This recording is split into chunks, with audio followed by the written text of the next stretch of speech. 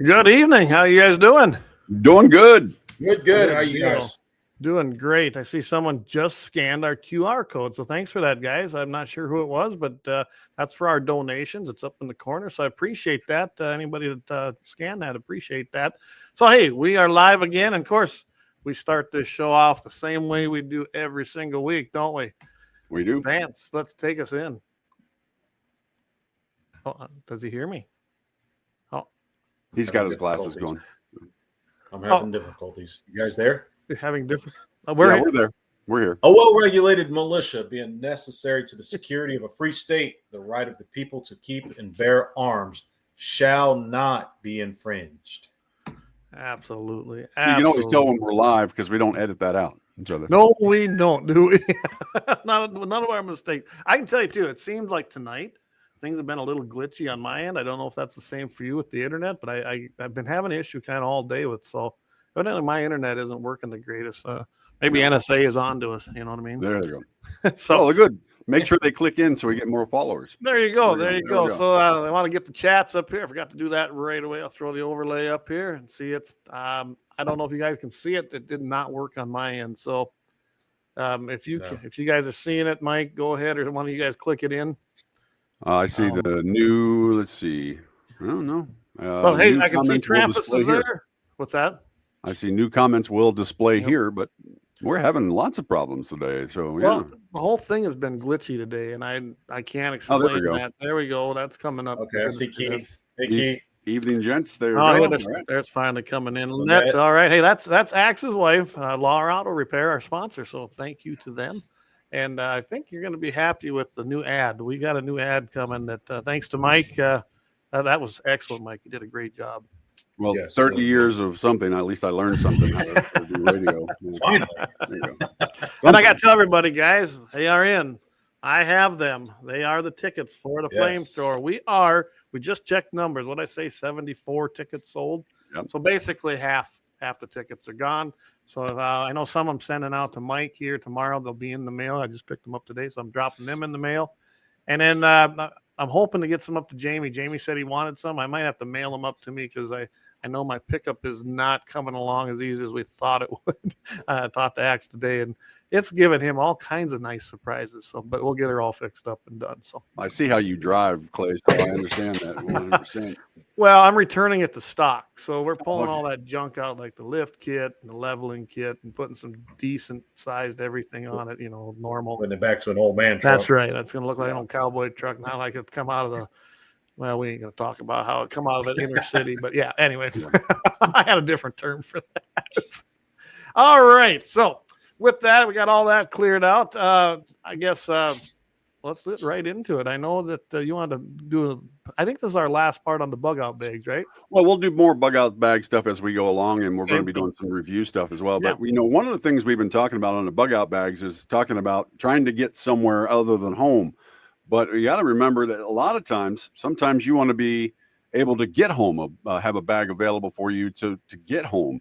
And I think bug out bags, pretty much bug out bags are geared to 50 miles. I mean, I really think that's what they should be geared to, because other than that, you're carrying way too much and you're standing out.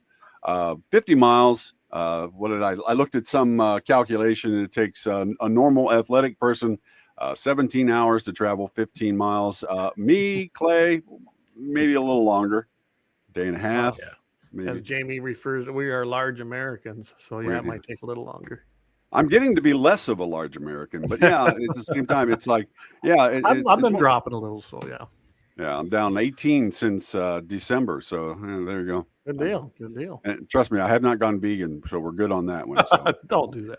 But one of the things is trim your bag down and have it prepared so that you can get home. That's one of the main things, especially with the one you keep in your car. If you can't use your vehicle, then you're going to have to figure out other ways. But we'll go over bug out bag stuff as we go along. We've got a lot of different people have been asking different things and about bug out bags, and so it's one of those great topics. There's all kinds of resources online, and there's people posting pictures all the time, like on Reddit and whatnot, trying to figure out what is the good stuff to have. And, you try not to pick them apart too bad, but, you got to point out some things that are useless. We've shown some pictures of things that were cans of Coca-Cola and that's a priority, right? yeah, one can of Coca-Cola. Split it between you and your group. There you go. But, Well, and I think that 50-mile thing is probably a good idea, especially if you're going somewhere. I can tell you right now, depending on what the situation is, how bad is it out there? That's you got to kind of prepare for everything. But I can tell you right now, say it's an electronic magnetic pulse, or that's not a good thing. Vehicles shut down unless you got old stuff, or you're able to protect them somehow. So now you're on foot. Now, 50 miles is a long ways if you might be encountering people that are, let's just say they're going to take what they want from you one way or another. And if you're not prepared for that, but that's also going to slow you up or force you to take a different route, like where you're at, Mike, you got the Missouri River to cross. So are the bridges open? Are the bridges open? And in a bad situation, the bridges will end up being manned by people as well. And yes. You don't want to get stuck out on a bridge, as a matter of fact, as well. So you may have to pay a toll in a way, mm-hmm. And that might be in goods, might be. I mean, who knows what that would be, depending on who has control, or you take control yourself. You don't know what you're going to encounter. So yeah, it's going to be an interesting situation if and when that ever happens. Which leads into tonight, we're going to be talking about Civil War. Can it happen? Or as I like to call it, the Second Revolutionary War is probably what it would be more like. Mm-hmm. And of course, we did a poll on that on both Twitter and on Facebook. So we'll be coming to all of that here when we get into this a little more. So JD's listening, Jamie's listening. So hey, we appreciate it. He says he's commenting from his phone and watching on his TV. So there we go. Hey, Jamie. Hey, Jamie. And I did do a little messing around, guys, with the OSB. I don't know if you're familiar with that. It's another way to stream. So we're working on that. I think it'll really help us when we try to do phone calls. Right. But it's new to me. Again, just like this was, and it'll give us more options as to what we can do and handle, essentially. So I'm looking forward to that. So if you haven't, go over to Twitter. I believe it went live tonight. I see it showed up in my feed. It showed up on my phone as well. Yeah. G&The701 and the brand new G&The701 Nation. So we're broadcasting to both of those in Twitter. Of course, we've got all our Facebook outlets and G&The701 on YouTube, and of course Rumble. Go hit G&The701. Just do a search. G&The701 over Twitter Rumble. or X. X, I guess it's called. X, Twitter, whatever. I don't have it, but that's right. I've never done much on there myself. So, but all right. Well, Mike, I'm gonna turn this to you. So, what else do you have? One of the things we're talking about in the talking about Civil War, of course, it's in the minds anyway of a lot of people. But there's a big movie coming up soon that's going to make it the big conversation with everybody as well. And I'm trying to remember. Oh, yeah, there. So the movie is projecting that this is what our world is going to become. Yeah, and right. That's very optimistic for, I would say, the current government. I'd say that's giving them a lot of leeway. That's very optimistic. I don't think it goes that far west. No, but I think parts of the coast on the west coast parts, but not all. And there's some other maps that I've been looking at as well. And for example, of course, let's see if I can take a look at this one. This is more, I think, a little bit more accurate if you want to really think about it. And if you want to know what that Salt Lake City area desert thing is there, that's going to be our Mormon friends right there. Yes, it is. They own that. That's theirs, and they own the state pretty much. They're on home territory on that one as well. So that's going to be it. But I mean, if you look at this is a lot different. And I was amazed on Maine shooting over there, but being part of it. Well, when I was with the NRA, the Maine rep, you'd be surprised. He goes, it's just like New York and California, he said, or any of these Democrat states. It's the big populous area is very left wing, very liberal. But yet the rest of the state, if you go look at it, it's very conservative. He told me, you get up there in that northern part of Maine and up in some of those areas, you'd think you were out here, where we live. Well, you got Portland, Maine, and that's it. And that's their main populace. Other than that, yep. I lived in Belfast for a little while. I actually did some fishing there for companies. And it's totally different. One thing that I don't agree with on this map, and I'm sorry for the guys and girls that are doing this on iHeart, they don't have the visuals, right. just the audio. But they're saying that Oregon and Washington State are going to be completely, and I'm like going, Well, they've got them marked socialist out on the west part, on the west part. and then of course they've got them in what they would call the emergency government military clique, which is patriots as far as I'm concerned. Right. And I don't know.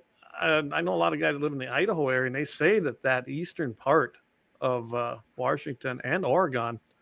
Now, I don't know how far that line goes there, but they say those places are actually very conservative, and it could be. Yes. I've never been out there. Well, Northern California, I'm telling you what, that's not Northern. going to be.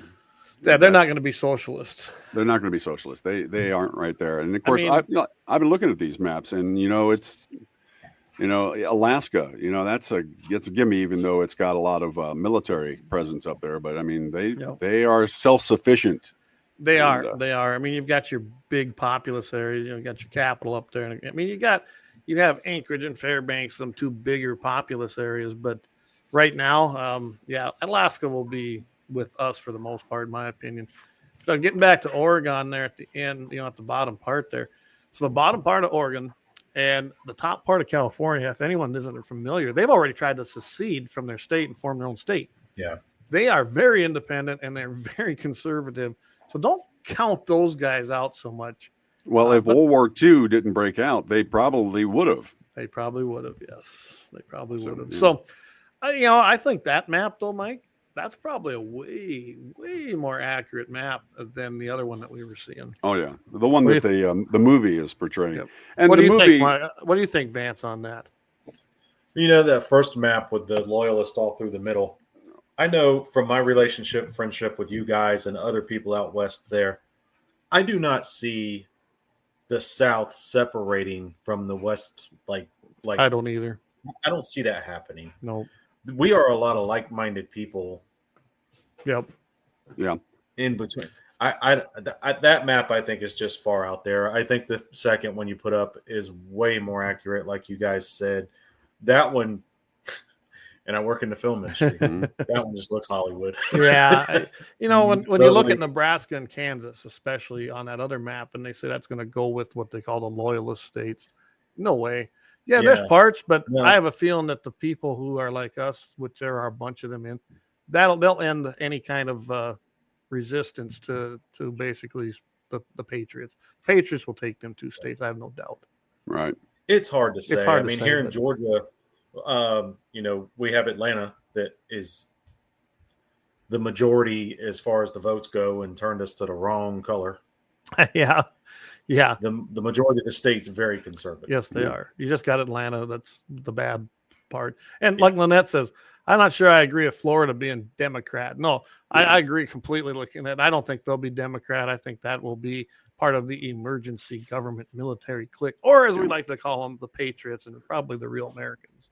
Yeah, when you start hitting the fan with the stuff there, I mean, there are going to be a lot of changes there. I mean, like on this one, I mean, they were saying Georgia. Now I understand parts of Georgia, we're and parts of North Carolina, but not all of North Carolina. Well, Virginia, I can see being part of that whole loyalist thing, but I just don't see it overall. And there's a lot of different things out there, a lot of different resources for this whole concept.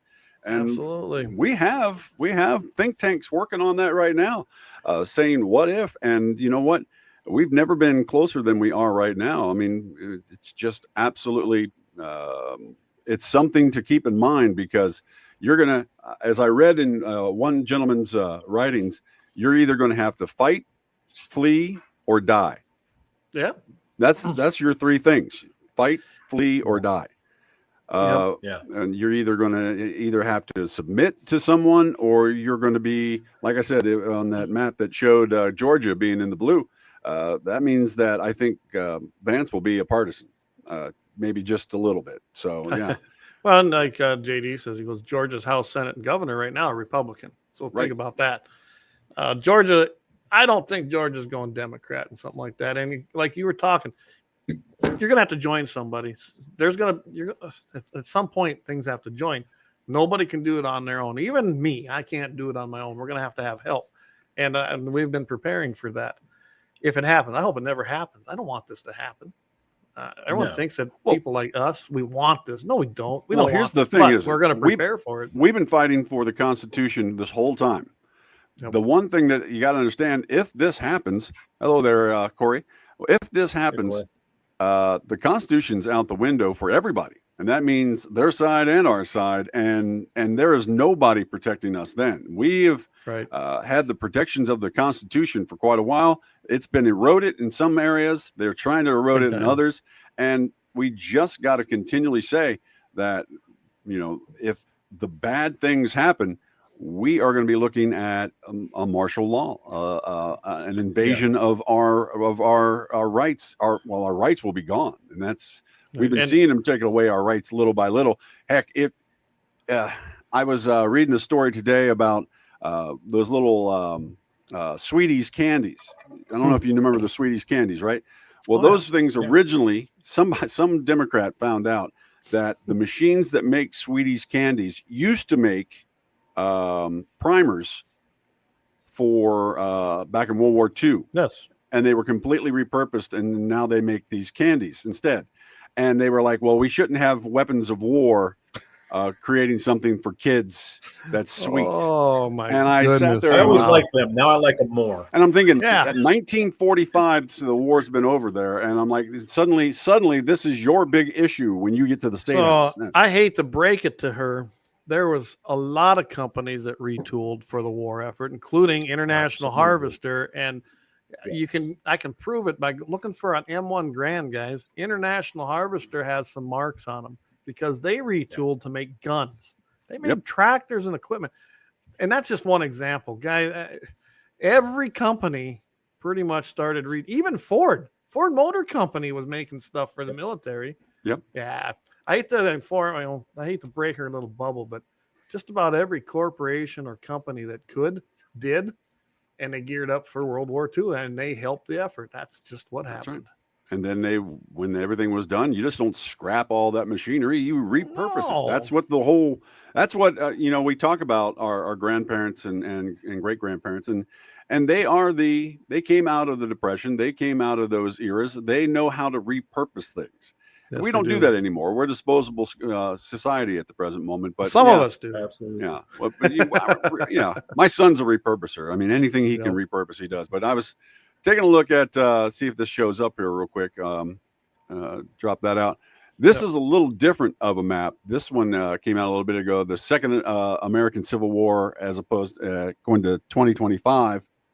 You can see the two different sides up at the top that this one's projecting, and you can also see in this areas like Atlanta and a bunch of other places. All have separate. There's one map that I'm missing here that I really want to show, but I'll find it here in just a minute. But you can see there's a lot of difference in this one as well. I mean, like we talked about the northern part of California, totally different on that one as that's well. The state of Jefferson. And that's state of Jefferson. Thank you. I was trying to remember that one. Yep. But total different on that one. And of course, going all the way up into South Carolina and North Carolina still on this one is a little blue. But yeah, I mean, there are pieces, but this right here, this ain't too bad of a map. This should show. Yeah, I think this one's more accurate. I do see it. Make people think, hey, we don't want this to happen to our country. We don't want this separation for our country. We want all Americans to come together in a common sense thing. But one of the problems we have is we're not having a common sense conversation with people across the aisle. And so the common sense needs to be there. Now, there's a lot of opinions that me, Clay, and Vance disagree on certain social issues. But like we talked about, this is a Second Amendment podcast, we are 100% on the fact that, Americans should be able to arm themselves, protect their family, protect their neighborhoods, protect their country from invaders, both domestic and foreign. Yeah, with whatever weapon they choose. With whatever weapon they choose, not a musket, because that's what was around when the first paperworks were written. What I can tell you right now, and I've said this lots of times. How Second Amendment am I? Well, I'm the guy that wants a tank. I want an F-16 or an F-22. I want the same weapons that our government has, because I can't. I can't be as efficient without them. And why shouldn't I have them? I'm not the guy to worry about. You leave me alone, I'll leave you We're alone. paying for them. We're paying for them. I am not the guy to come to and say, well, you shouldn't have a bazooka. Yes, I should. I should have a rocket launcher. It's my right. It's my right because the Second Amendment was created to protect us and overthrow tyrants if needed. That's why it exists. Yes, when it was passed, the weapons at that time were crossbows, muskets, pick your cannons, things like that. Right. But right now, it's different. We have M16As. We have full autos. We still have Ma Deuces out there.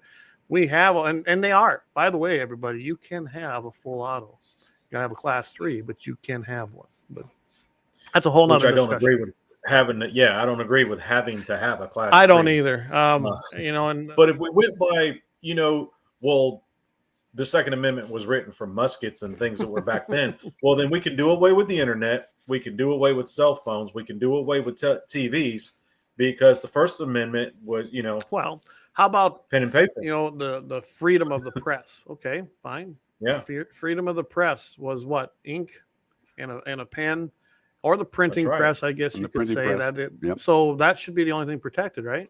Not Right. TV, radio, computer. Yeah, That's right. It is adaptable, but it's not malleable. It's a set of rules for the government that they can't do to us. That's what that's all about. And it's not to be interpreted. It's supposed to be followed and law interpreted according to it. And that we've gotten away from that so far. Okay, I'm gonna get to a few comments quickly. And I agree. Lynette, she said in here, she says, it depends on all this illegal takeover of the U.S. Absolutely. We've got illegal aliens pouring into this country. That's going to be a huge problem then. Even no matter who wins the election, it's going to get worse if Biden stays in or whatever communist is in that position at the time. Or even if Trump gets in, it's going to be bad, guys, because they're here. Yeah. Now, I know, Vance, you've traveled south of the border before.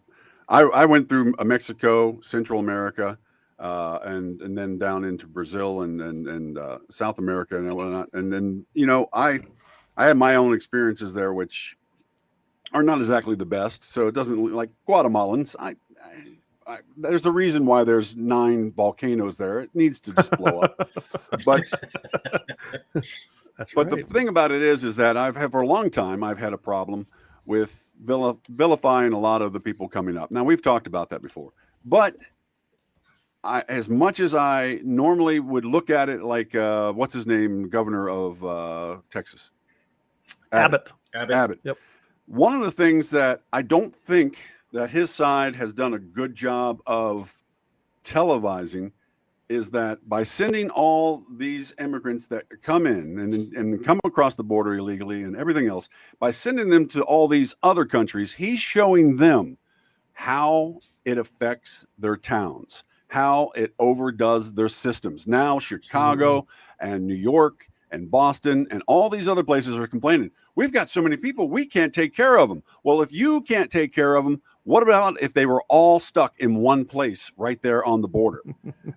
Obviously they can't take care of all those people. So you know what? You've got to lift, all boats or all tides lift all boats.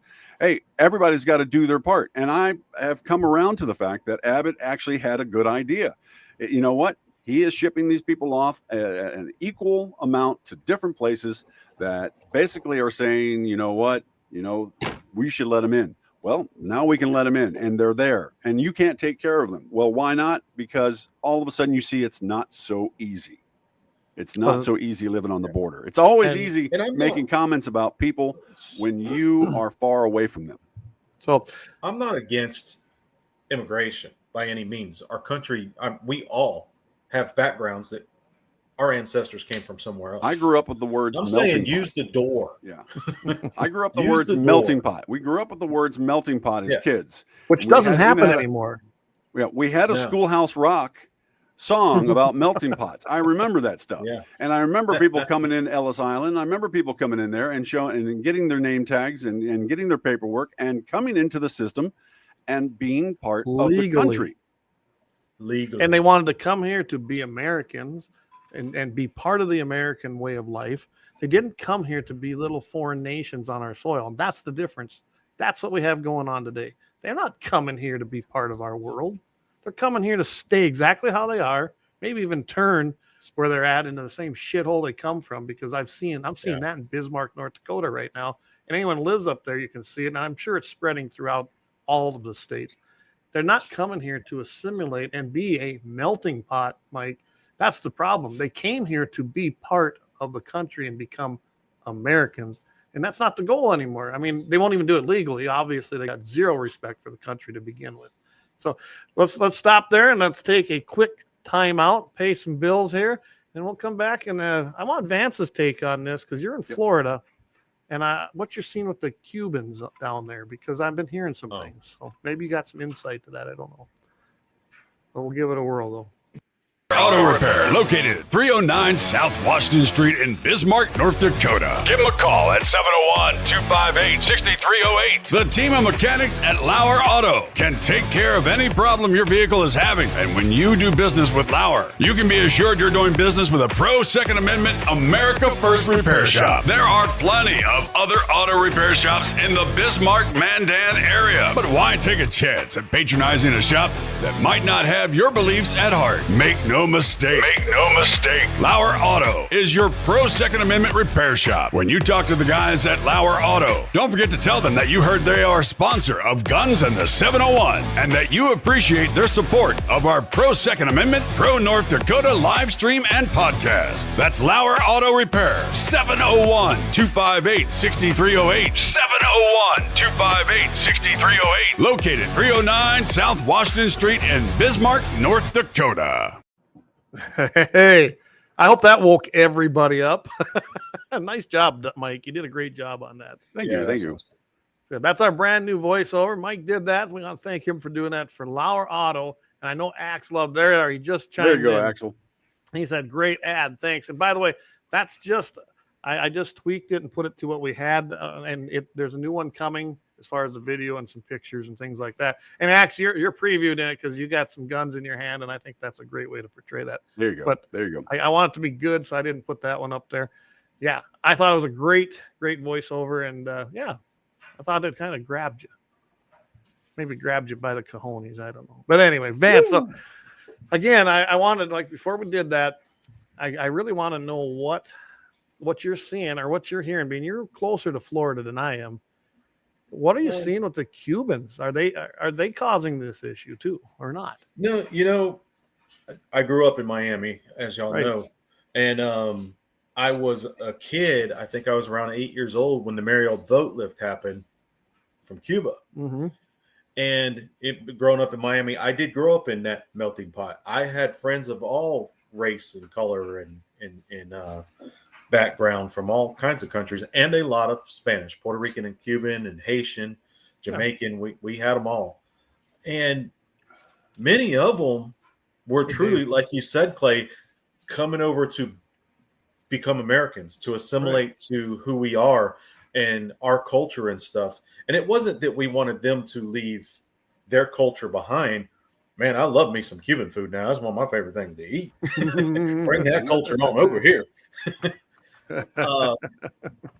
But the majority, when I was growing up, I remember them legally coming over, working hard to achieve the American dream, to own that little piece of land that they could call their own because they couldn't in their country, and achieve a little something to leave to their children, and things that we all aspire to do and have the freedom to do here in America that they don't necessarily have in other countries. Mm-hmm. Now, as far today, I've been out of Florida for over 30 years now. I left in 92, but still have a lot of family and friends down there and go down there often. So I'm not real connected with what's happening today, but I think it's similar to what we're seeing in Texas, and the border areas. They're just coming in differently. I would. And it's easier, Clay, I would think, for them to blend and go unnoticed in the larger cities like Miami, Tampa, Jacksonville, Orlando, places like that. And we're seeing that even here. The bigger cities, it's not good going into them. It really isn't. We're seeing that all the time. I hear about it in Fargo, West Fargo, Bismarck, Grand Forks, and it's people coming here who are illegal, and they're not coming here for the right reasons. Where when you look at the Cubans, like you said, when they were coming, that was true asylum seeking. They were fleeing Castro and the communists. I mean, they truly were. Yeah. That was completely different Yes. than what we're seeing today. And I know a lot of people try to compare it to that, but no, these people aren't asylum seekers. They're not coming here for that. And if you ever watched the program Law and Border, and I just watched it again tonight, this is insanity what's happening. They built this huge multi-million-dollar place to check them in and basically turn them loose in our country. And it's just outside of a small town in Arizona. It's insane, guys, what's going on. So I'm going to get to a few of these comments here. Going back, Dan Brown pointed out a great thing. He said, Singer Sewing Machine Company, they made weapons of war all through World War II. Yes, Absolutely. they did. Right? Like I said, the whole country geared up for it, for the fight and to support what was going on. And that was a turning point in our world. It really was. So JD's, and we're going to talk about this. We won't probably address it right here because we'll do that when we start talking about the Civil War. But what do you guys think will set off the next Civil War? And that's a good question. Kind of think on that, because when we get there, you know, it could be a multitude of things, or it could be something small too. But yeah. Well, that she says that in the 60s, the border was closed until these immigrants became assimilated. Yes, it ain't the first time. We have had periods in our history where we allowed no immigration because we just didn't need the people. Or if you came here, you had to have a skill and prove that you could be a productive member of the country. You didn't just get to come in.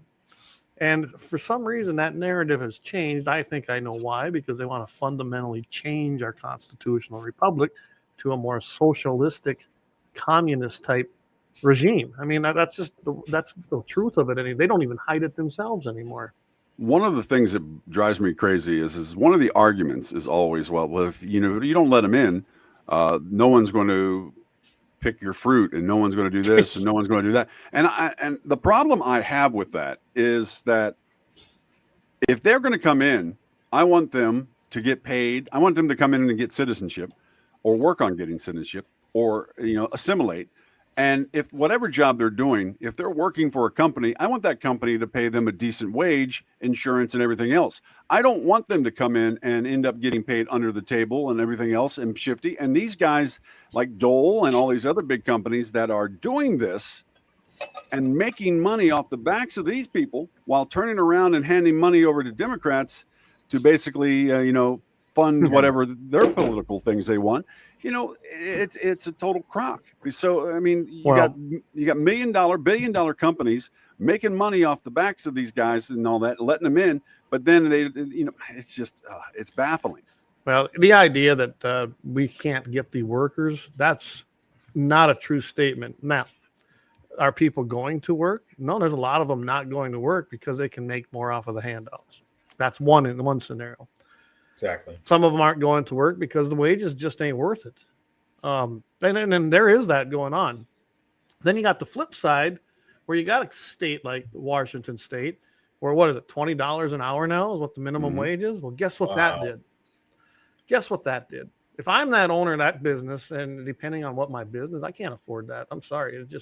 And why should I pay $20 starting minimum wage to a person with minimal skills? Bull. Right. It's bull. So guess what happened? Self-checkouts. You're being replaced by robots. Oh, because that's changed a little bit too. They work 24/7. You don't pay them nothing. You might have to maintain them. No compensation, no benefits, no nothing. They take no vacations. They don't get sick. That's the result of these insane high minimum wages. Walmart in some areas have put signs, I've seen them posted, have put signs up saying we no longer are using the self-checkout because too much theft has been happening. And we're sorry for the inconvenience to you. Well, you're not sorry for the inconvenience for me. One, if you're going to build, this is one of those really tick off things. If you're going to build 18 to 25 checkout bays, and then you're going to only have 2 of those open with human beings, you know what? I don't want to go there. I don't go to Walmart if I don't have to. And if I have to, I do the pickup thing because I just don't even want to go in there. But it's absolutely baffling. It's like, you're this big company and you employ all these people and you pay them crap and you work them the hours that is ridiculous. And then you turn around and you throw these checkout machines and then you get ticked off that people abuse it. Well, you know what? Yeah. Hey, And then they want to stop you at the door, the receipt, to make sure you did their job correctly. Yeah. I quit going to Walmart as much as I can a long time ago.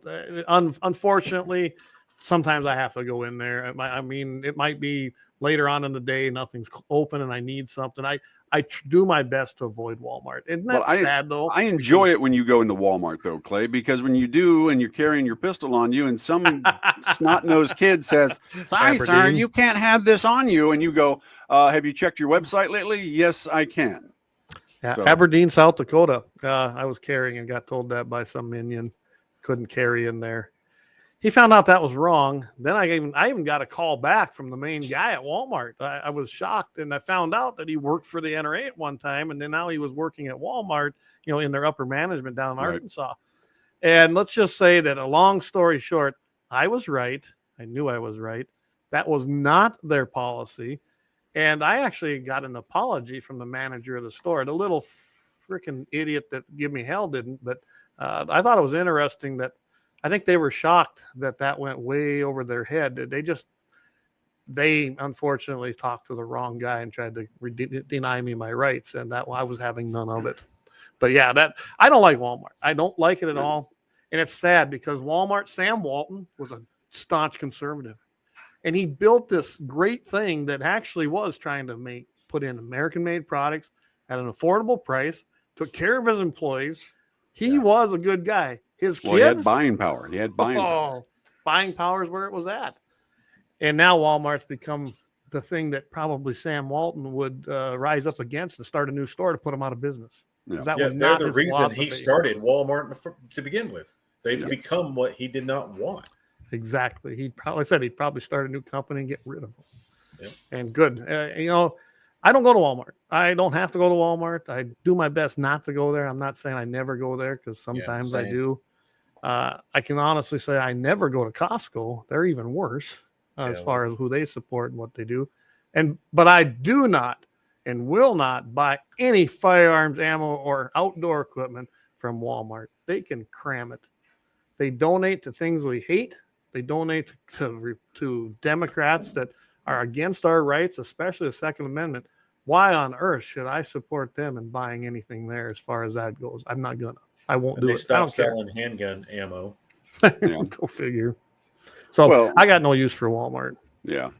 I've got a good friend of mine named Laurie. She's a lawyer down in Yankton, South Dakota, and she runs a couple fireworks companies during the season or in July, and carries a beautiful Kimber on her hip everywhere she goes, right? And she, being a lawyer, has heard it all, has heard every store that she's ever gone in, and she recites the law like bing, bing, bang, bang. And, and politely, and this cutest little woman that just puts down everybody with that when they try to get her with that crap. And that's the thing. It's knowledge. You've got to have the knowledge to know that, you're being infringed upon on your rights. You hear about these crazies that do go off and do shootings in Walmart and whatnot. And that's the last place I want to be and sitting there trying to fumble for the lock to their shotgun thing, trying to get some security, because I'm definitely not going to look at their security they've got in the back room, and knowing they're not coming out to save my butt. They're not going to come out. And if there's one place you want to be armed, it's probably in Walmart or in their parking lots. A lot of Walmarts, they're not even open. Most of them close at midnight anymore. It used to be 24/7 because of the crime, the theft. So they're just not doing it anymore. Yeah, it's definitely not a Second Amendment friendly store anymore, but probably one of the places you should be exercising your right to the max, as far as I'm concerned. Well, there's no store off limits for me. I will put myself. I carry everywhere pretty much. I really don't care if you want to make concealed carry for a reason. I keep telling people, if you want to make me a criminal with the stroke of a pen, go ahead. I am so far beyond giving a crap. I really am. I don't care anymore. I'm at that point, and I think a lot of Americans feel that way. I see a lot of people that carry just like I do. I don't know about you guys, but you kind of look at people and you can kind of tell, right? I mean, you can see sometimes that it's concealed, but not real. there's We just, know you can who tell. we are. We know who we are. Yeah. It's kind of like, yes, sir. You know?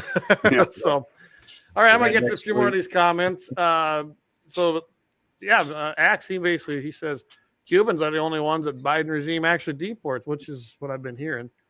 Brian, good to see you tuning in. We appreciate it. Well, Netsy goes, at what point is the U.S. overpopulated and we could become a nation of poverty? Good point. I think we're there. I don't think we need any more people at this point, especially with the illegals coming in. We need to get rid of those. That's a whole nother subject. Keith O'Donnell, Walmart's a necessary evil, unfortunately. It is, Keith. That's what I was saying. I don't go in there, but sometimes I have to. It's just one of them things, and you have to do it. I hate to sound like a 56-year-old guy here real quick, but you know what?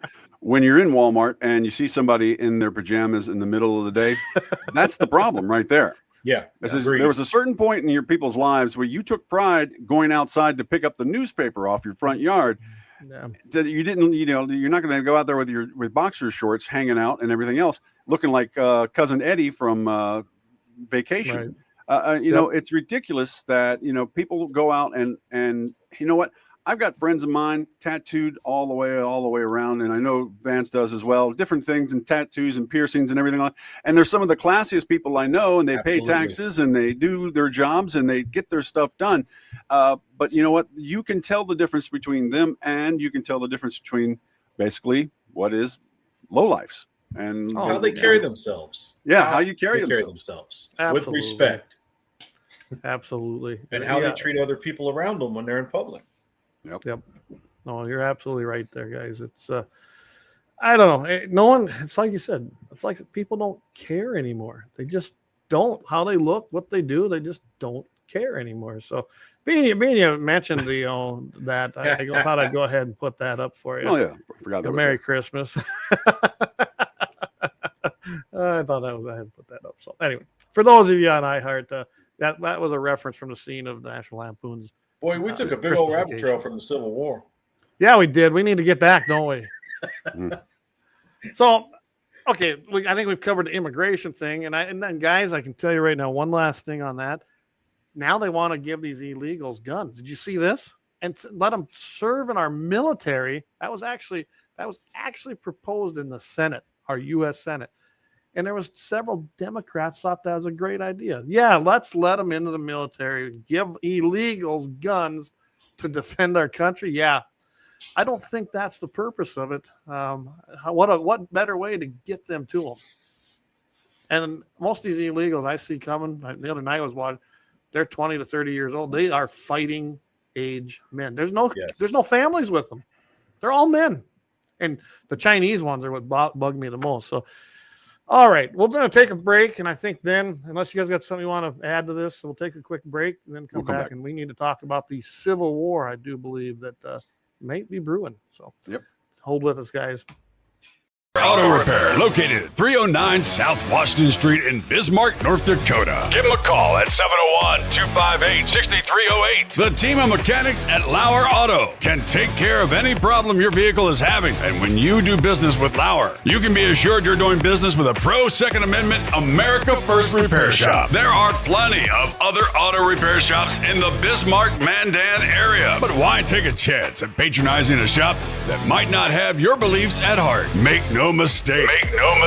Lauer Auto is your pro Second Amendment repair shop. When you talk to the guys at Lauer Auto, don't forget to tell them that you heard they are a sponsor of Guns and the 701 and that you appreciate their support of our pro Second Amendment, pro North Dakota live stream and podcast. That's Lauer Auto Repair, 701-258-6308.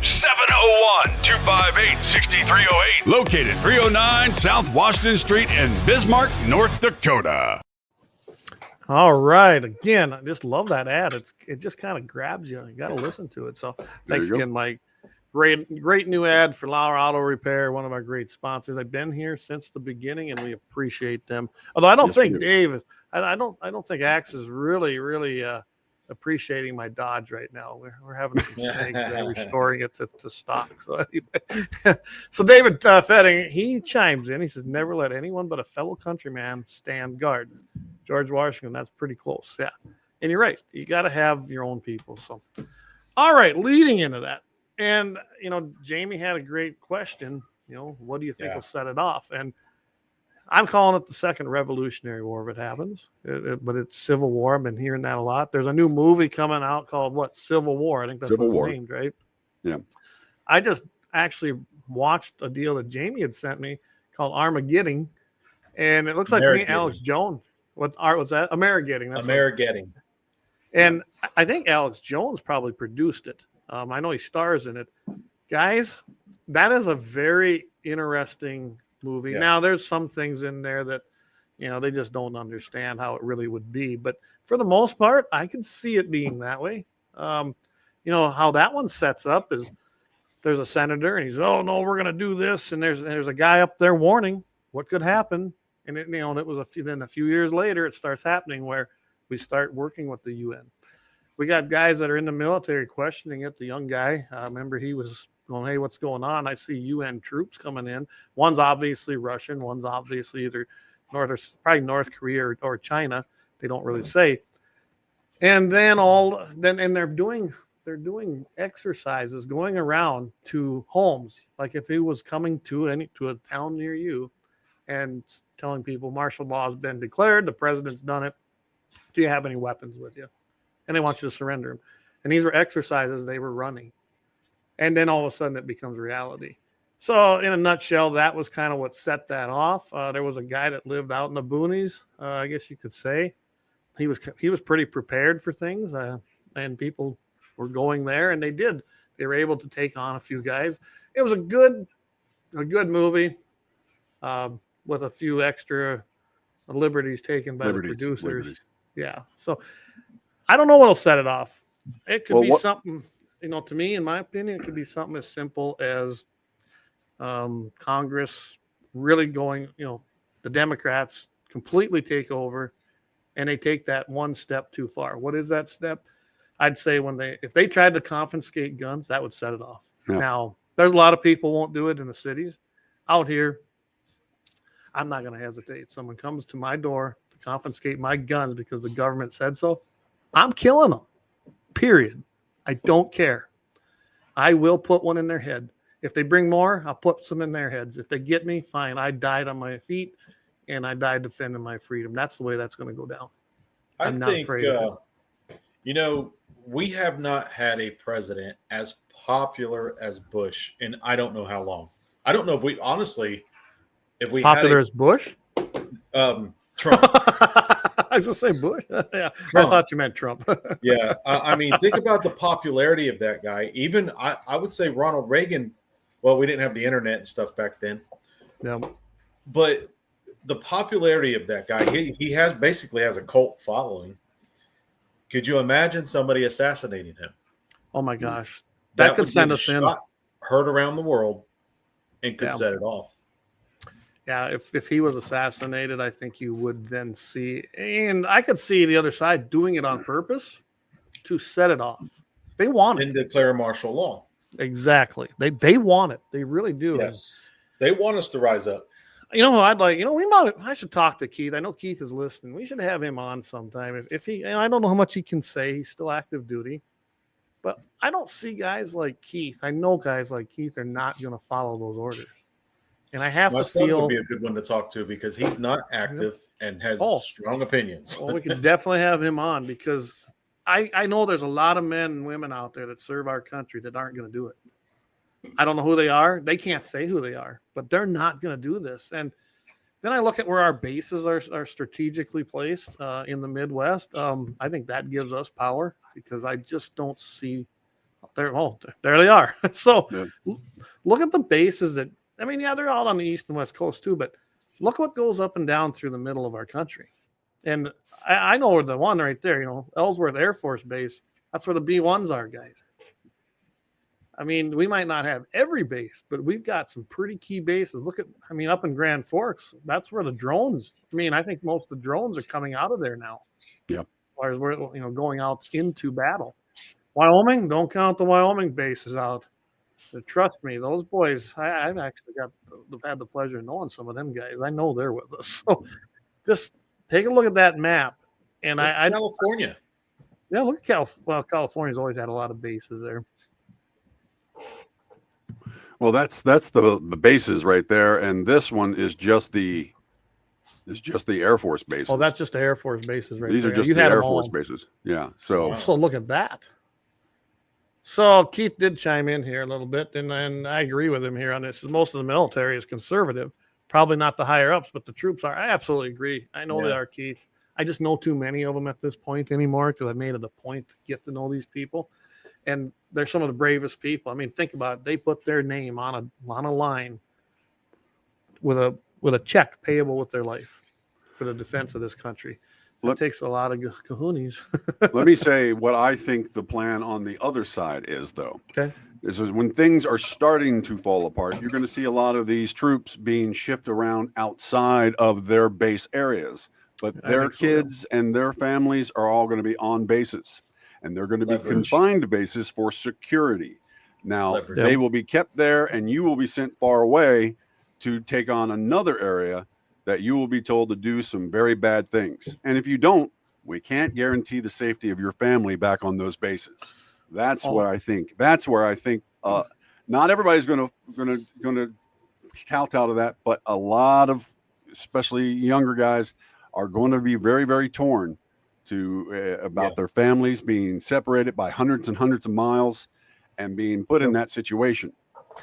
I agree. I think they'll use it as leverage. I'm hoping that those men or women who are serving have had this discussion in private, especially with their spouses.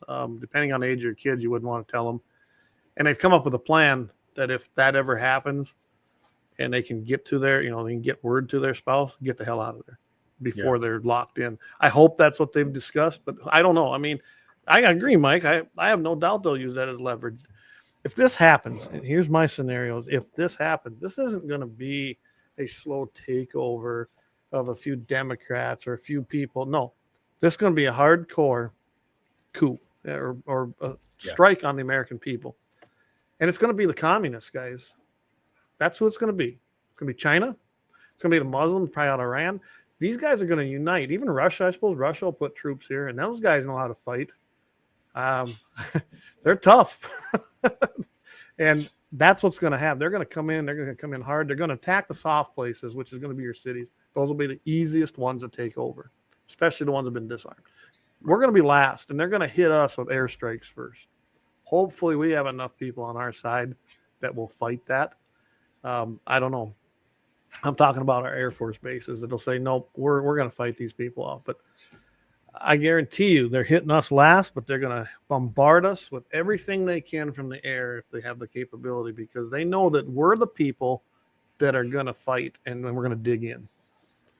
One of the things I think I've got a couple of lists here of different things that I've been researching is that some of the points, the key points is know the participants, know who's on what side.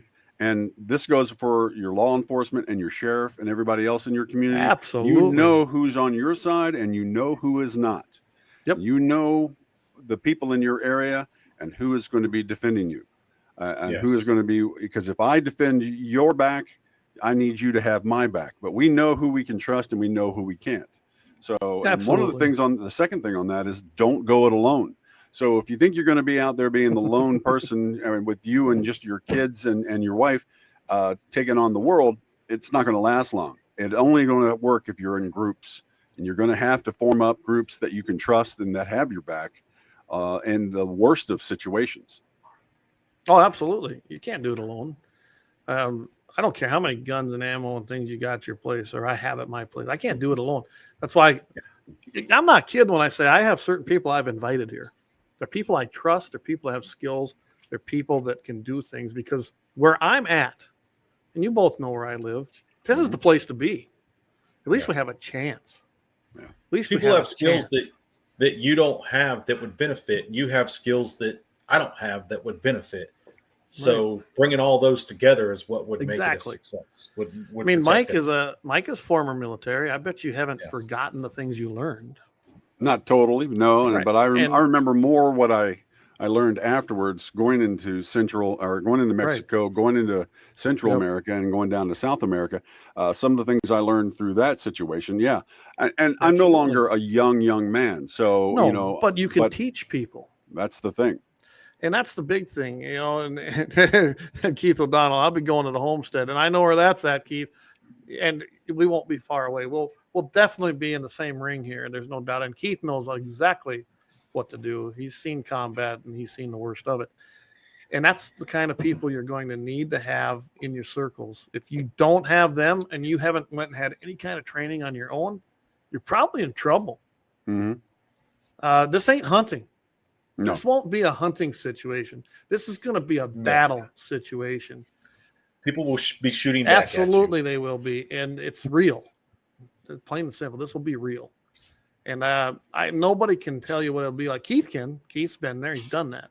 Okay, but I can tell you right now, most of us have never been shot at. I've never been shot at. So that'll be a Well, here's a different scenario, Clay. Keith has seen battle. My son's seen battle. Mm-hmm. A lot of these guys have seen battle, but they've never seen battle on their own soil, right, against their own American people.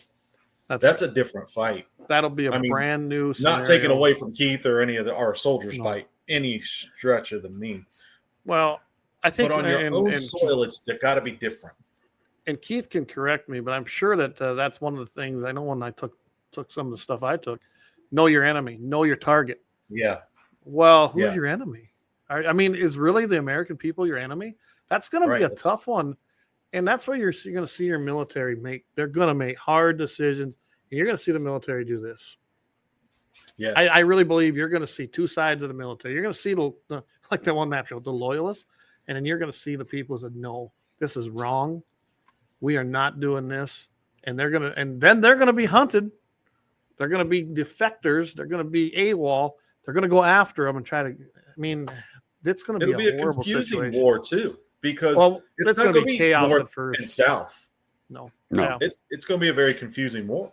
Well, we're talking about your neighbors. We're talking about you have to figure out who in your area is pro and who is against, and you've got to know. You probably know most of that already, but when this falls out, a lot of people's hearts are going to be exposed. And I can tell you one thing right now: if we learned anything in 2020 from China virus, we know who's going to collapse and who's going to surrender. We know this, and it's going to be at least 50% of the people in this country, if not more. We watched it happen over a damn mask. You kidding me?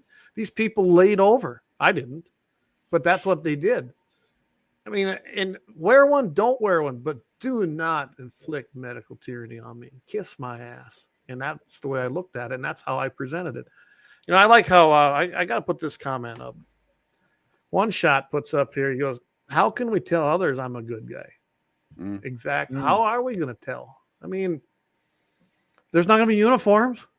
No. You're not going to know who your enemy is. I mean, I'm going to know certain people I can trust.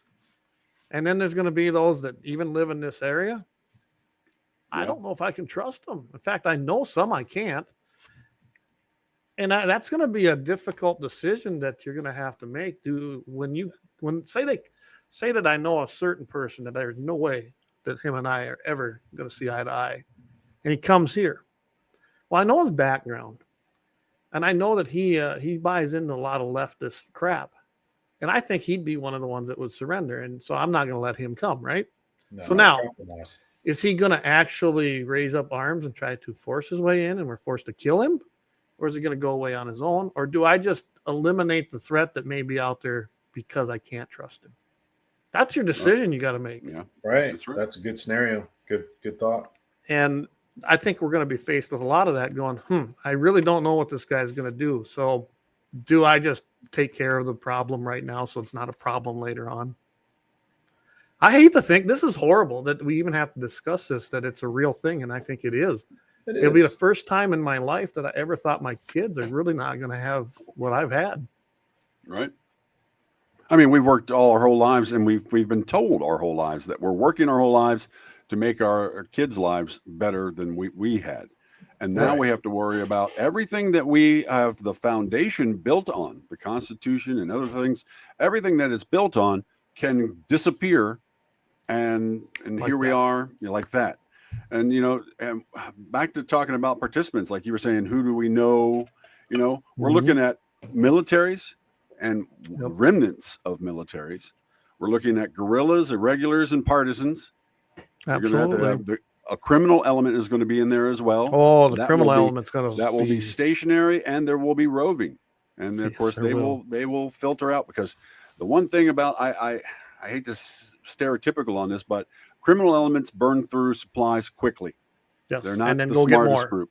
So let's go get more. So they continually fan out in a circle, trying to take everything they can from anybody and basically laying waste. Yeah. Well, you know what? That's the thing. You're going to have to be prepared for that. And there's going to be survivors, refugees, and civilians that aren't going to be doing anything on either side of it, either fighting against the tyranny or going with the old guard. So yeah, you've got those things in mind as well. And those that don't do nothing, they'll get away with that for a while, and then they'll either be killed by the criminals or the people wanting their stuff, or they'll be, quote, taken in as refugees and put into whatever camp they want to call it. But they'll be in just as bad a shape, because they'll serve no use to what's going on, and eventually they'll be eliminated. Probably a lot like what we saw in World War II when Hitler eliminated Jews.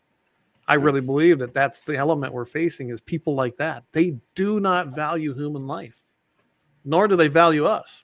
And if we revolt and we go against them, their idea is to crush us, eliminate us, or break us. Mm-hmm. If you can't be broke, they're going to kill you.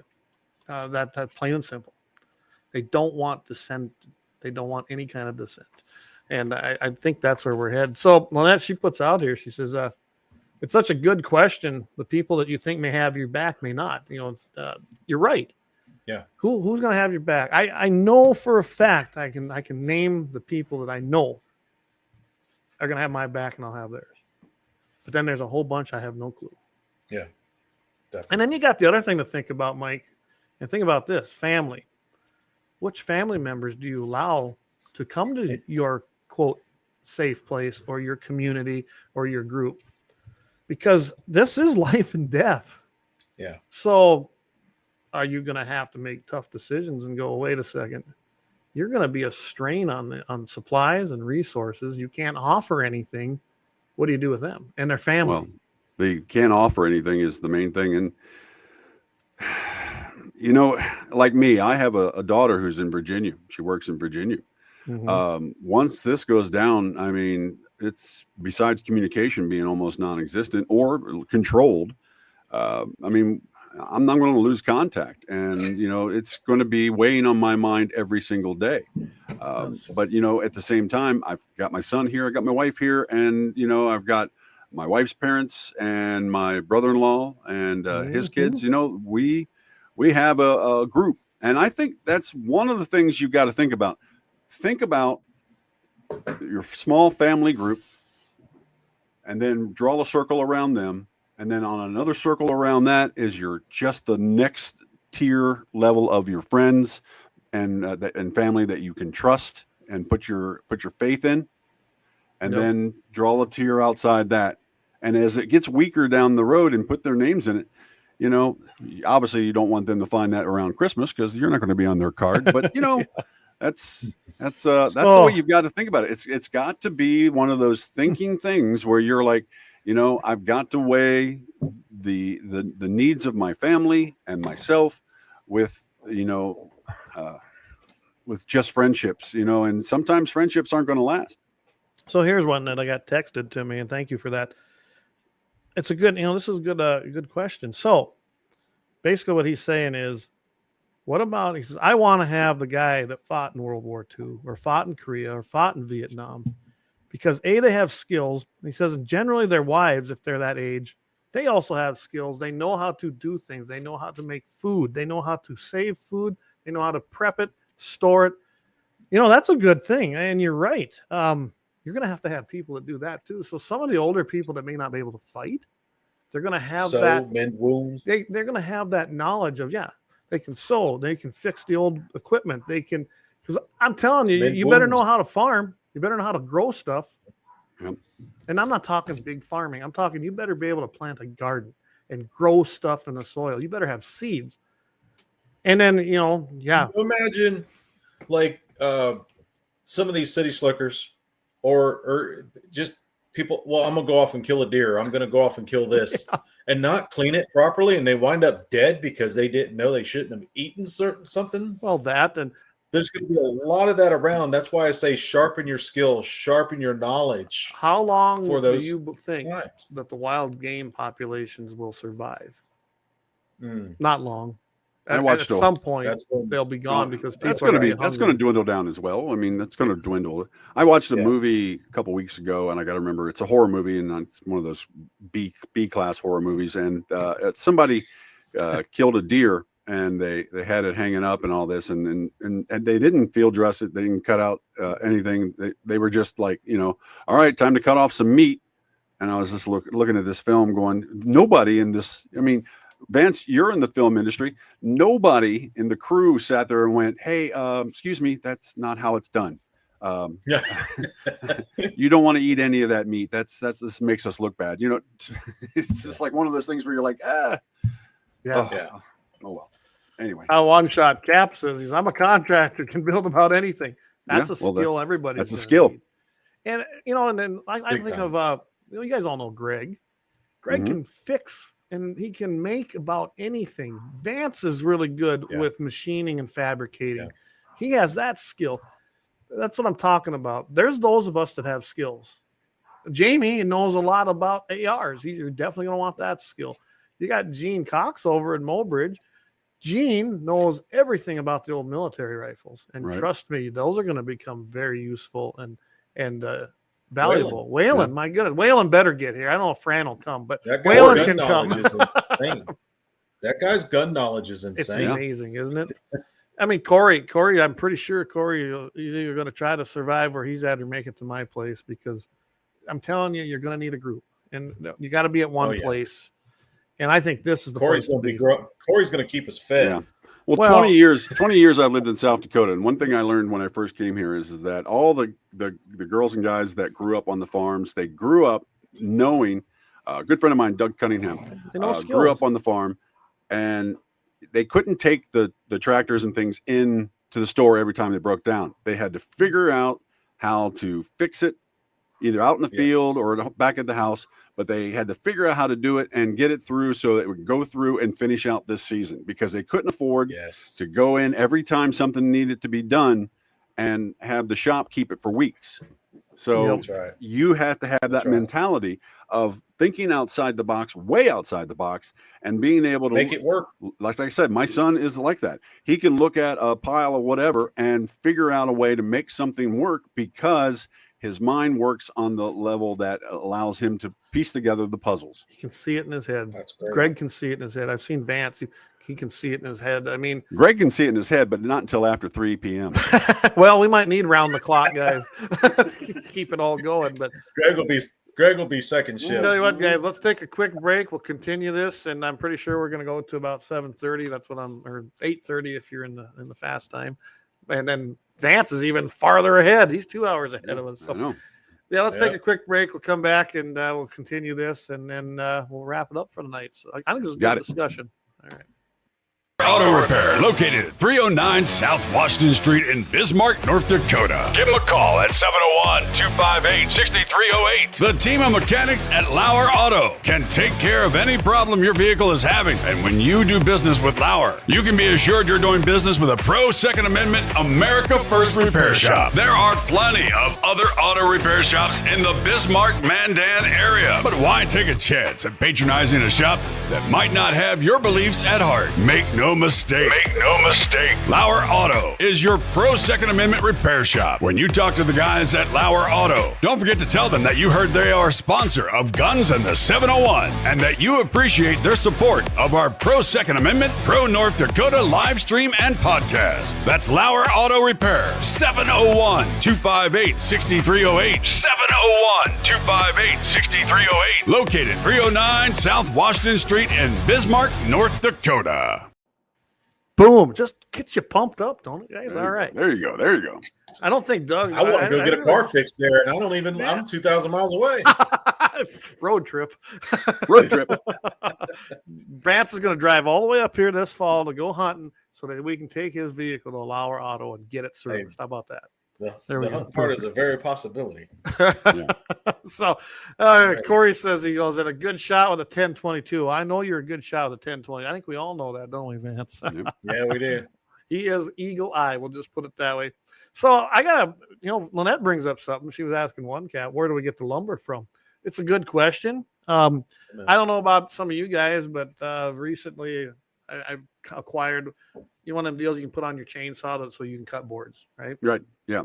I think Clean 'em that's out. a great Yeah. asset. Granted, it takes gas, but we'll talk about that at some other point. That's part of survival and stuff like that. But so I think it's doable. Now around here, the trees are all up on the river.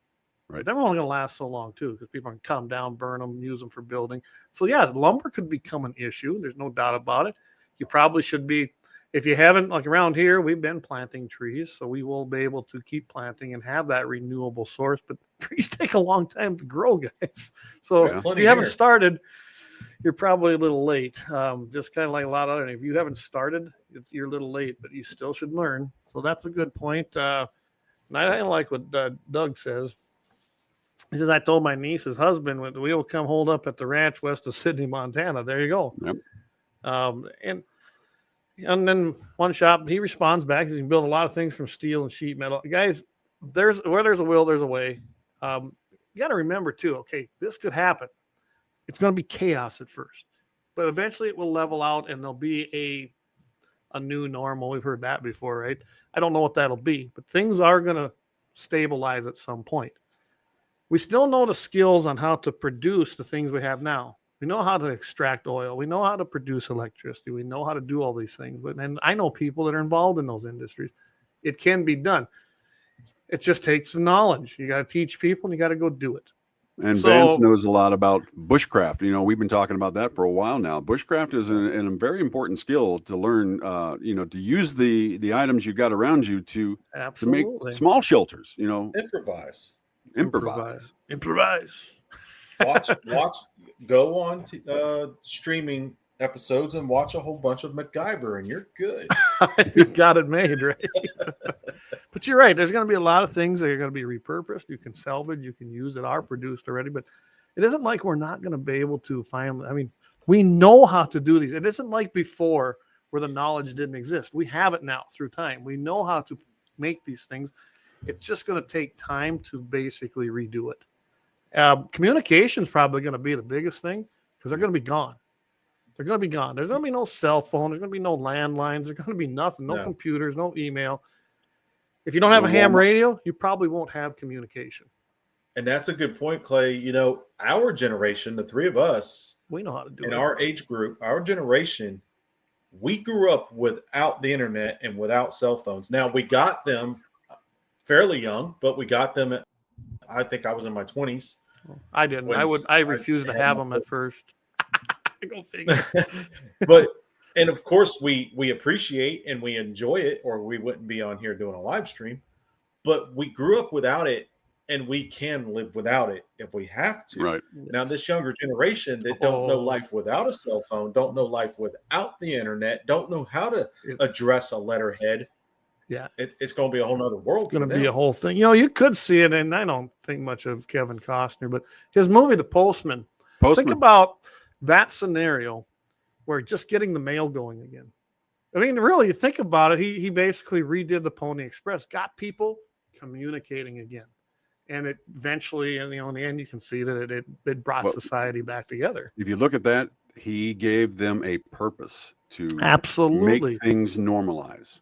He did. And, they thought it was great when he come with this bag of mail and they were heard from their relatives. Are they still alive? Are they not? It established routes of communication. It gave them, like you said, Mike, a purpose. They're like, oh, there's still people out there. My relatives are out there. It made them strive to want to get back to what they had. So, I mean, there's going to be that. It's going to be a long, long I hope it doesn't come. Okay. I can't be more clear. I do not want this. But unfortunately, one of the things that I've always best quotes out there is it's better to be a warrior in a garden than a gardener in a war. Absolutely. Be prepared. So David, and by the way, guys, David is out on his way, coming back home from Seattle. So that's he said he just drove 104 miles with tire chains on. Sent me a picture of the truck going through the pass, and it's snowing, crappy, and icy. So glad he's tuning in and listening to Guns in the 701. But he goes, we don't need gas. So we got hooch, fatten up the carb and rock on. Well, there is that. He's actually right on that, because that's one of those good skills to have. I mean, making booze and hooch. I mean, there's a lot of different purposes for that, and that's a good one. That's actually pretty good. Well, that's just sod houses may be a great source of protection. They could be a thing again. They were all over this area. You can still find remnants of them in this area. So, well, the bushcraft idea, that's where that all comes from. I mean, it comes from that. So Doug, he says, yeah, oil wells are just 1 mile north and south of the parents' house. He says all well pads have drip gas, and the oil, you could mix drip gas with that and make a form of diesel. You're absolutely right. There's going to be ways, guys. There is. We're not going to collapse to the dark ages. It might seem like it at first. Yeah, we have too many. Some people will. Right. Some people will. Some will. Some will do it by choice, thinking, oh, finally I can escape and get off grid.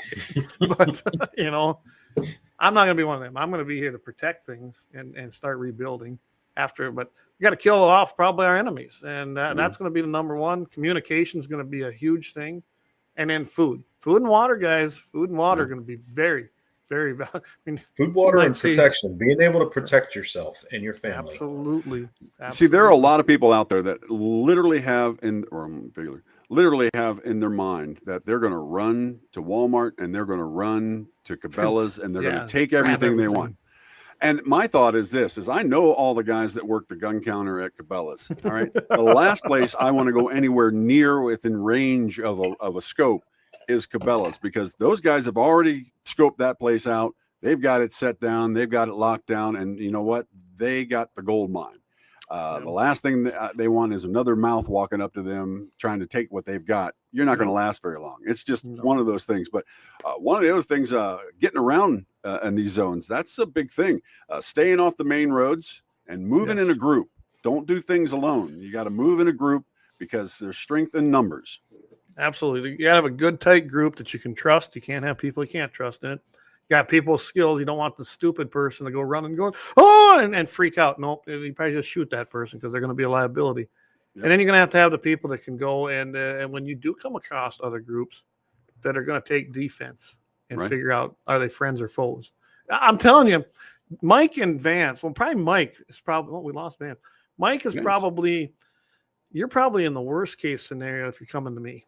You got a long distance to travel, and you're going to come across a lot of bad people, probably. Plus, I have to go across the river. I have to figure. And you have to cross the river.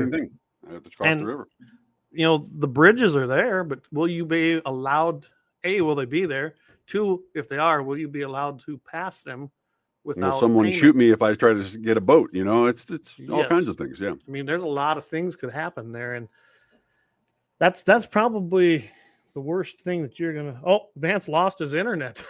Oh, geez. So they took him out. See, population base, Atlanta. Yeah, I see. Yeah, there you go. But, the bottom line is I don't want this to happen. So I want to go into this because we went ahead and put some polls up on Twitter and on Facebook, and they're quite different in what the results were, really. So I'm going to show you the Facebook one first here.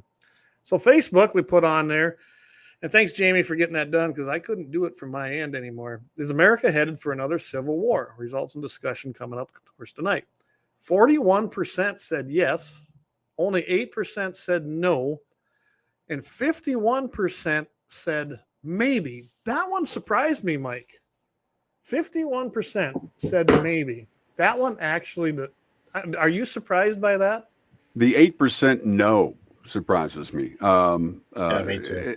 I think that everybody on both sides is unsure about the future of our country at the moment, and that's what it's all boiling down to is a total, I would say, non-confidence in our future. Yeah, I really thought that with the group of people that follow us, that the yes would actually be more. Yeah, I really. Well, that gives us an idea of who's going to be prepared and who's not. 8% is definitely not going to be prepared. Yeah, right. The 51% is going to have some guns and ammo with little skills. Well, and part of that 51%, you could have people in there that are going, I'm prepared, but I don't know if it'll happen. And probably I hope it don't happen. They're just maybe they're not as vocal. But yeah, I found those results honestly very interesting. So let's grab the Twitter one. It's worded. I didn't give the option of maybe. Maybe I should have. Is the U.S. headed for civil war? 60% yes. 40% says yes. Hinges on November 2024, and then no is 0. And I love Beijing Biden 0. But when you look at that, 100% of those guys believe that we're going to civil war on a Twitter feed. So I thought that was an interesting difference. Granted, it was worded a little different. I should add a maybe. I might run that one again and add a maybe to it, because obviously the people on our Twitter account feel that it's coming. And well, a bunch of them think it hinges on November 2024. I think here's my prediction right now. Nothing is going to probably take place as far as the first shots. Right. Or even that scenario until after the election. Okay. So a few things could happen in between that could set it off earlier. That they see that there's no stopping President Trump, and someone kills him. That's a reality. Hell, Tucker Carlson's even been talking about that. That's one of the things he fears, and it's a real thing. It could happen, and I have no doubt there's somebody got it in their crazy mind they should do it. Yeah. The other scenario is that we make it to 2024, November, he's elected. Okay, now you got from November to January, and somebody decides they're going to take matters in their own hands. Or you get to January 20th, and they try it there. Any one of those things could set it off, I think. I'd hope none of it happens, but I don't know. Maybe it'll happen next January 6th. Well, so there's an interesting thing. January 6th. And you come into the Senate and the House. They come together to certify the election, right? They're all there. And then the Vice President of the United States decides their turncoat, depending on who's picked. And boom, now we don't have a certification. Right. Yeah, I mean, here's the problem. What we saw happen in the last election and the things that took place, now nothing's off the table as far as to which side will try things. It's gone. We thought it was bad in Gore, with the hanging chads and all that in Florida, and had to go to the Supreme Court, and everybody and that might have changed. It did change somewhat, but nothing. It didn't have the effect. Nothing of what we saw here in this last election. Everything's on the table now. Everything. So elections, I don't think we have balanced, free, and fair elections going on right now. Now it's just who can cheat the best, I think. So I like David's comment there, Clay. Which one is it? Which one? David Fettig. Yeah. This one here? Yeah. I think the maybe, including himself, is more the dream of peace, not so much we don't think it will happen. I have to agree with that. There's a lot of people out there that think, okay, this really could happen, but I'm hoping it won't. I think we're in that category. I'm in that. I don't want to see it happen. I don't want this, but I think it could happen more so now than I've ever seen in the history of the United States. I think they're just trying to be optimistic that, okay, this is not going to happen. Mm-hmm. I hope it don't happen. David says they can only live so long on Cabela's jerky. I can't remember. Does one in Mitchell have a restaurant like some of the bigger ones? No, they don't anymore. They make fudge back there. That's about it. Jerky and fudge. There we go. Jerky and fudge. You can survive a long time on protein and sugar. Yeah, and constipation. There you go. So Eric's he chimed in here. He says Shamrock, Meshach, and I don't even know what that is. Abednego got thrown in the furnace, and they believed in God, and not one hair on their head was burned. God got them through that. God can get us through this. Have faith. Absolutely. That's right. It's He true. didn't see them from the fire. He didn't save them from the fire. He saved them while they were in the fire. He's not saying that we would never have to go through trial and tribulation. He said that he would see us through it. And I think that's important. I think that to look at that aspect of it. Will God prevent this? God won't prevent it or make it happen. God will interfere as far as who he says, what happens. He will guide it. He'll try to guide people's hearts. Evil is always going to be evil. Yeah. But it's what your belief is, will you make it through? And if you have a strong belief, you'll make it through. Now, he may choose that he needs to save this country. I mean, I think that he blessed the country when it was formed. Absolutely. And he may decide we need to be blessed again. And I don't know what's going to happen there. And you're right. Just you have to have the faith in that. And I guess maybe that's where like me and you guys we're there. I don't want this. Clay, this could be a whole series. That could be, yeah, we could go spiritually. And I do have, it's too late tonight, but I do have some things ready that we could discuss at a later date as far as Christians approaching a civil war. How do we look at it? Is it a sin to murder? There's a lot of, under the premises of war, there's a lot of things that we can look at here, and how God's blessed the country. And we can look at it spiritually about how America may need to fall in order for revelations to fulfill as far as the one world government. We are the last stand of freedom.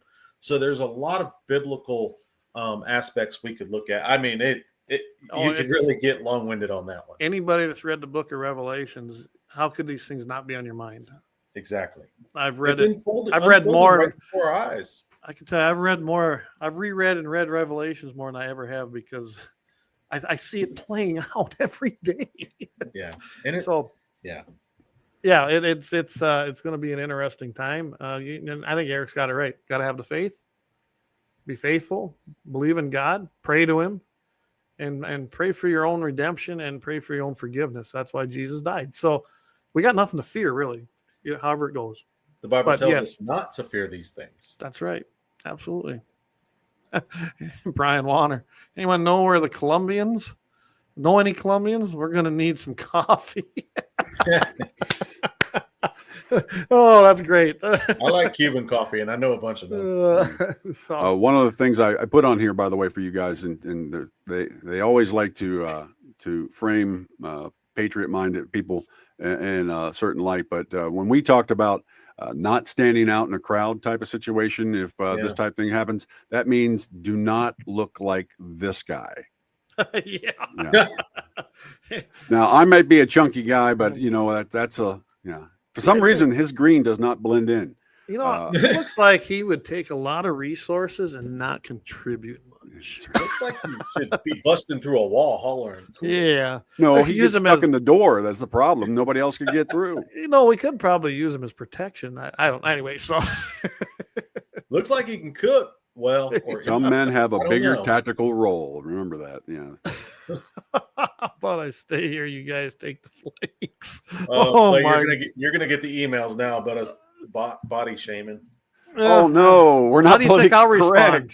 I think I I have a big silver bullet that has my response on it, right, Mike? I'm saying.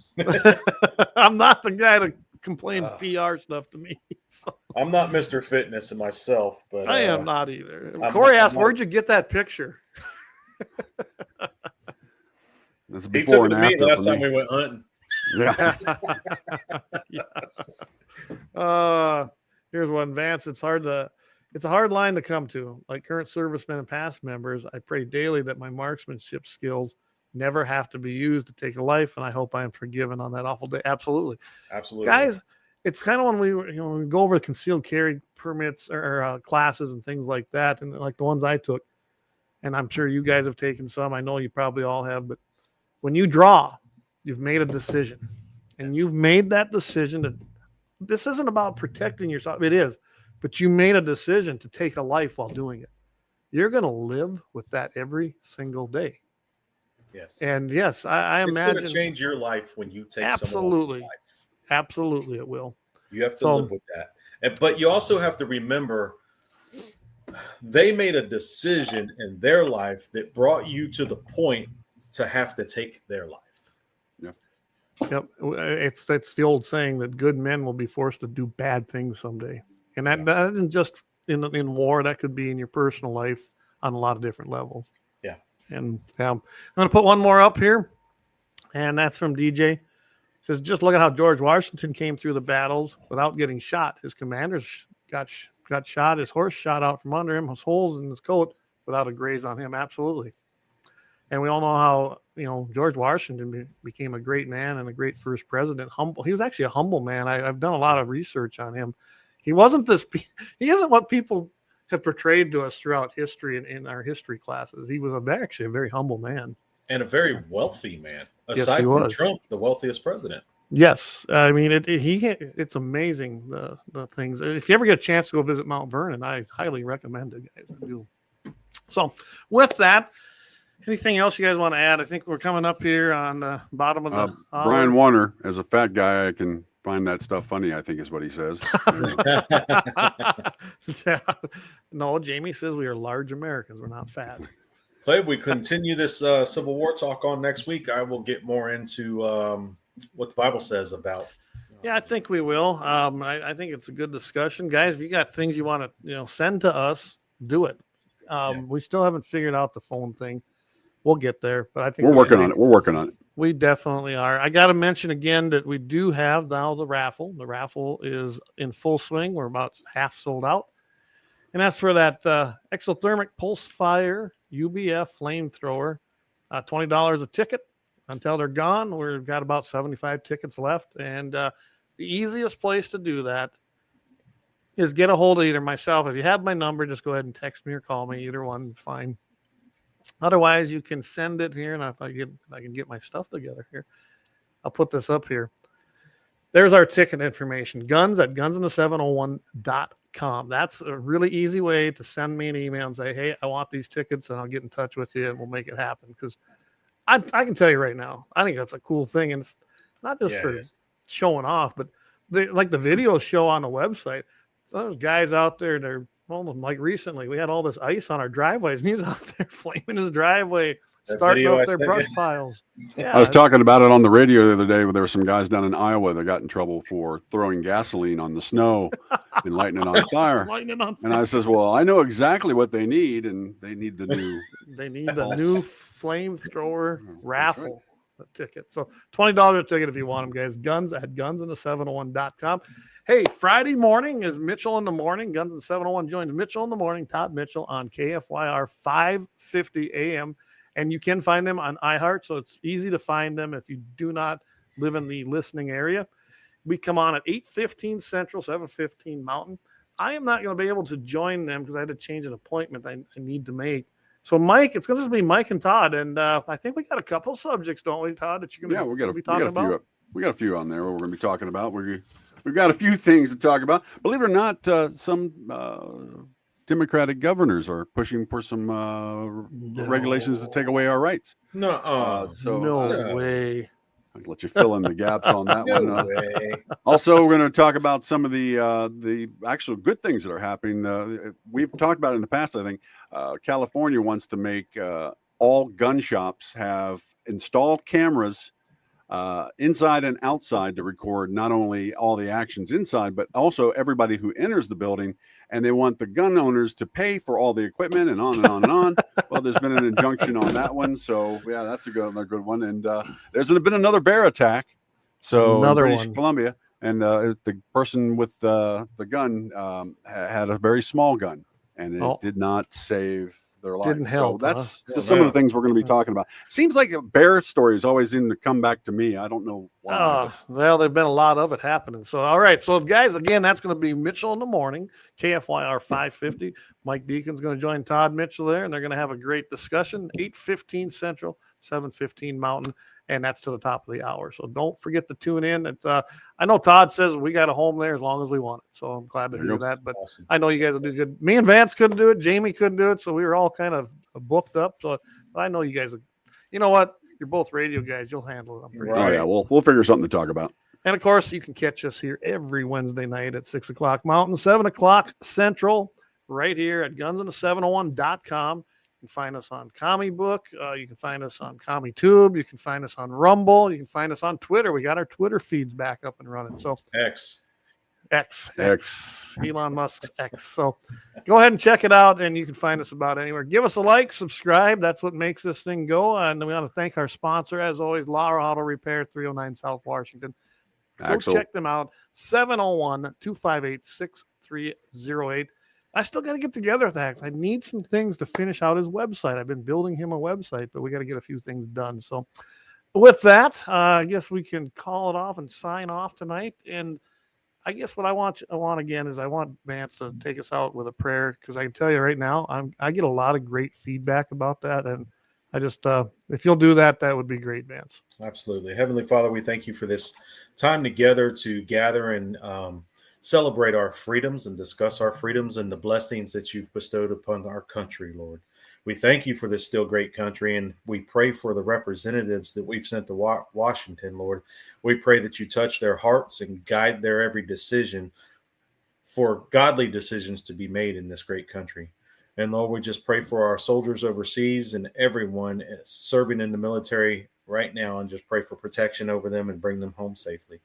Lord, we thank you and we love you for our freedoms. In Jesus' name, amen. Amen. Thank you, Vance. And I think it was a good show. We're going to follow this up next week. Next week, we'll come back and we're going to have a little bit more on the Civil War. Who knows? This might go on we probably won't do it continually.